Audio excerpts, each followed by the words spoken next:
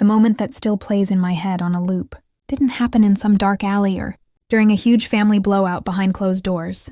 It happened under warm Christmas lights, in my childhood dining room, with the smell of roast chicken and cinnamon candles in the air, when my own mother lifted her glass, looked straight at me and said, "We're ashamed of you," and then laughed like it was the funniest joke in the world. Everyone else laughed too. I remember sitting there frozen, my face burning, my heart pounding so hard I could hear it in my ears, thinking, did that really just happen to me? Was I wrong for what I did after that night?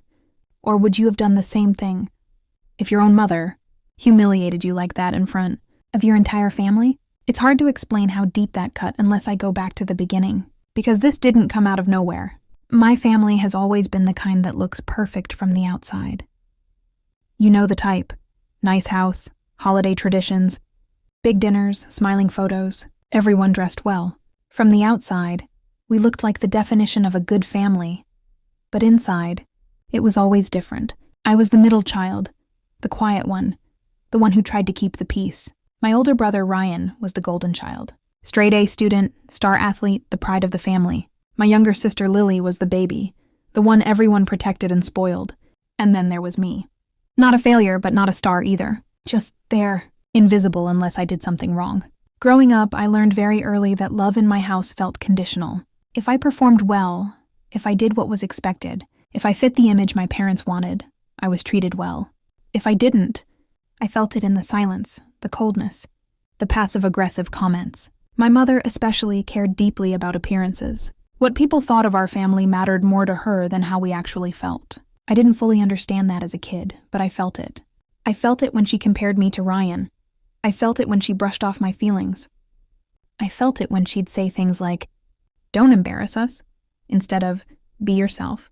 As I got older, the gap between who I was and who my family wanted me to be just kept growing. Ryan went to a top university, got a corporate job, started making good money. Lily followed a more acceptable creative path and still had my parents' full support. I, on the other hand, chose something different. I didn't want the corporate life. I didn't want the safe, predictable path. I wanted to build something on my own. I started working in a creative field, freelancing, trying to build a small business. It wasn't glamorous at first. I struggled. I lived paycheck to paycheck. But I was passionate, and for the first time in my life, I felt like I was doing something that was actually mine. My parents hated it. Not openly at first, but in subtle ways. The comments. The questions that weren't really questions. "So when are you getting a real job?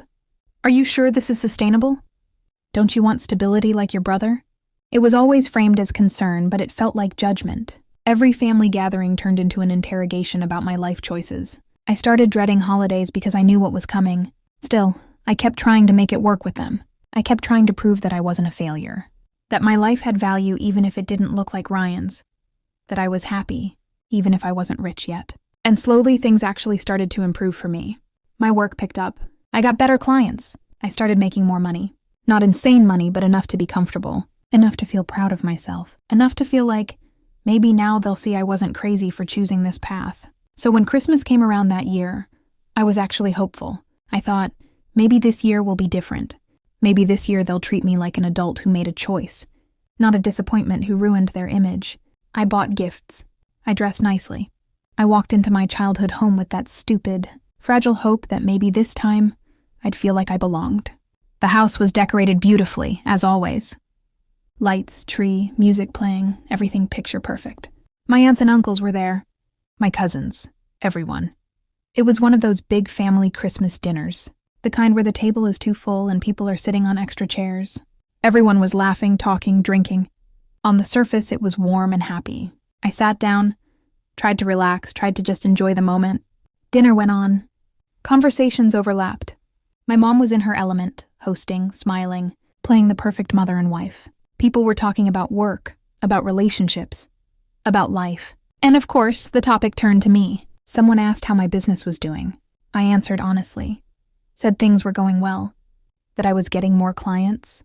That I was feeling good about where I was heading. That's when my mom picked up her glass. I remember it so clearly. The clinking sound to get everyone's attention. The room slowly going quiet. I thought she was about to do a normal toast. Something like, "I'm grateful for my family," or "Merry Christmas." That's what I expected. That's what anyone would expect. Instead, she smiled, looked at me and said, "Well, since we're talking about life choices." And she paused, just long enough to make the room lean in. Then she said, "We're ashamed of you." For a second, I thought I misheard, like my brain couldn't process it. Ashamed? Of me? At Christmas dinner? In front of everyone? And then she laughed. Not an awkward laugh. Not a nervous laugh. A full, confident laugh, like she had just delivered a punchline. There was a split second of silence, and then people laughed with her. Not everyone, but enough. Awkward laughter. Uncomfortable laughter. Some people looked confused. Some looked shocked. Some looked like they didn't know what to do. But the damage was already done. I just sat there. My face went hot. My chest felt tight. My throat closed up. I couldn't speak. I couldn't move. I felt like I was 12 years old again, being embarrassed in front of people I wanted to impress. Except this time it was so much worse, because it wasn't about a bad grade or a silly mistake. It was my entire life, my choices, my identity. She went on, still smiling, still acting like it was a joke. "I mean, we just worry," she said. "We just want better for you. Don't take it so seriously." Better for me, as if my life was something broken, as if I was some kind of failed project, as if I hadn't worked my ass off to build something on my own. I wanted to disappear. I wanted the floor to swallow me. I wanted to scream. I wanted to cry. I wanted to do everything at once. But instead, I did nothing. I sat there in silence, staring at my plate, while the conversation slowly moved on like nothing had happened. No one defended me. No one stood up for me. Not my dad, not my siblings, not my aunts or uncles. Some people avoided my eyes. Some pretended to laugh it off. Some just kept eating. I stayed for the rest of dinner, but I wasn't really there. I don't remember what people talked about. I don't remember dessert. I don't remember the rest of the night. I just remember the feeling. The humiliation, the shame, the anger, the heartbreak. That night I went home and cried like I hadn't cried in years. Not just because of what she said, but because of what it represented. It wasn't just a joke. It was years of judgment, years of comparison, years of conditional love, all packed into one sentence and thrown at me in front of everyone. And something in me broke. After that, I started pulling away. I stopped calling as much. I stopped visiting as often. I stopped sharing details about my life. My mom noticed, of course. She'd make comments about how distant I was being, how sensitive I was, how I couldn't take a joke, how I was overreacting. But the truth was, I was done trying to earn love that only came with conditions. Months passed. My life kept improving. My business grew. I became more stable, more confident, more secure in who I was. And the more secure I became, the clearer it became how toxic that environment was for me. Then came the moment where everything really shifted. There was another family gathering, smaller this time. Not a big holiday, just a casual dinner. I almost didn't go, but I did. And within minutes, it started again. The comments, the passive-aggressive jokes, the subtle digs about my career, my choices, my lifestyle. And something in me just snapped. I didn't yell. I didn't cry. I didn't explode. I calmly said, "It's really interesting how comfortable you are humiliating me." The room went quiet. My mom looked at me like I had slapped her. I said, "You told everyone you were ashamed of me at Christmas. You laughed about it, and everyone just went along with it. And you've never apologized. Not once." She tried to brush it off. "Oh my God, you're still on that?" "It was a joke." I said, "It wasn't a joke to me." She rolled her eyes and said, "You're too sensitive." And that's when I made my choice. I said, "No, I'm not too sensitive. I'm just done letting you disrespect me." Everyone froze. I told her calmly, clearly, that I wasn't going to accept being treated like a disappointment anymore, that I wasn't going to sit in rooms where I was the punchline, that I wasn't going to keep trying to prove my worth to people who had already decided. I didn't have any. I said, "If you're ashamed of me, that's your problem, not mine." And I left. I didn't make a scene. I didn't slam doors. I just walked out. So that's the situation I was in, and I had to make a choice. Before I tell you what happened next, I want you to pause for a second and really think about it. If you were in my shoes, if your own mother humiliated you in front of your entire family and then dismissed your pain like it was nothing, what would you have done? Would you have stayed quiet to keep the peace? Or would you have walked away like I did? After that night, things changed fast. I stopped showing up. I stopped answering every call. I stopped forcing relationships that felt like emotional labor instead of love. My mom was furious. She told people I was ungrateful, that I was dramatic, that I was turning my back on my family. My dad tried to play neutral, telling me to just apologize to keep the peace. My siblings were awkwardly stuck in the middle, not wanting to get involved. But something incredible happened too.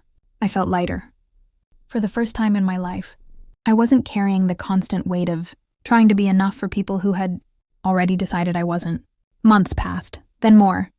Slowly, some family members reached out privately. Quiet messages, apologies. I'm sorry you were treated that way. That wasn't okay. You didn't deserve that. Not publicly, not loudly, but it mattered. My mom, though, never apologized. Not really. She'd send messages like, I miss you, or families fight.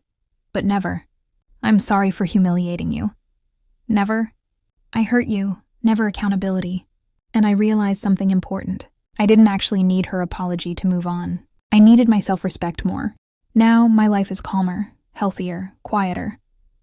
I still love my family, but I love myself more. I don't put myself in rooms where I'm disrespected. I don't tolerate being the family joke. I don't shrink myself to make others comfortable. Sometimes I still think about that Christmas dinner, the lights, the laughter, the words, the humiliation. And I won't lie, it still hurts. But it also reminds me of the moment I stopped letting other people define my worth. Because here's the truth I learned the hard way. Sometimes the people who are supposed to love you the most are the ones who hurt you the deepest. And sometimes the bravest thing you can do isn't fighting back. It's walking away. So tell me honestly, was I wrong for cutting my family off after that? Was I wrong for choosing my peace over their approval? Like this video if you were on my side. Subscribe for more stories like this. And share your final thoughts on this whole mess in the comments section, because I really want to know what you would have done if you were me. I'll see you all in the next story.